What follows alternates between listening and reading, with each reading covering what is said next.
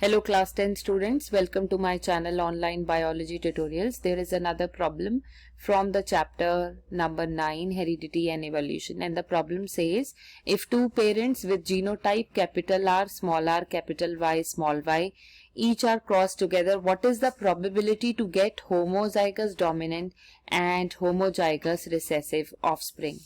Remember students, this is the same question as that of the dihybrid cross. I mean the same genotypes are being taken.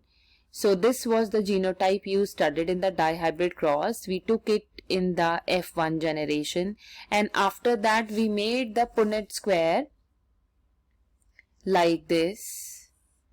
The gametes were capital R, capital Y, capital R, small r, capital Y, small r, small y. So the gametes which I have written with green, these are the male gametes, and the one which I am writing with purple, they will be the female gametes. So capital R, small r, capital Y, and it will be small r, small y.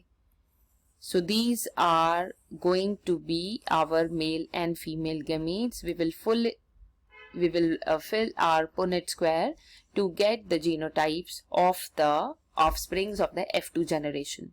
Now in the question, as it is asking only about homozygous dominant and homozygous recessive, so I am going to explain only these two cases here. So here we'll be writing capital R, capital Y, capital Y. So capital R, capital Y is truly homozygous dominant for both the characters, right? So this is our homozygous dominant. And if you talk about homozygous recessive, then the individual which comes in the last small r, small y, this is our homozygous recessive, right? So we need to calculate their probability. It's very easy. How many individuals were formed in total in this Punnett square? They were 16, because there were 16 such squares in which we wrote the genotype. So homozygous recessive is a small r, small y. So only one such individual formed out of 16. And here also in case of capital R, capital Y, only one such individual formed out of 16. So answer is very simple. The probability would be, you can write in ratios and you can simplify it to calculate your answer in points. Both will be marked as correct.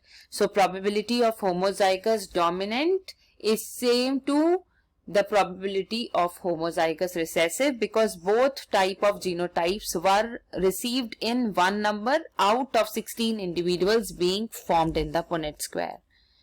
So rest problems will be taken in another video. Stay tuned to my channel. Thank you.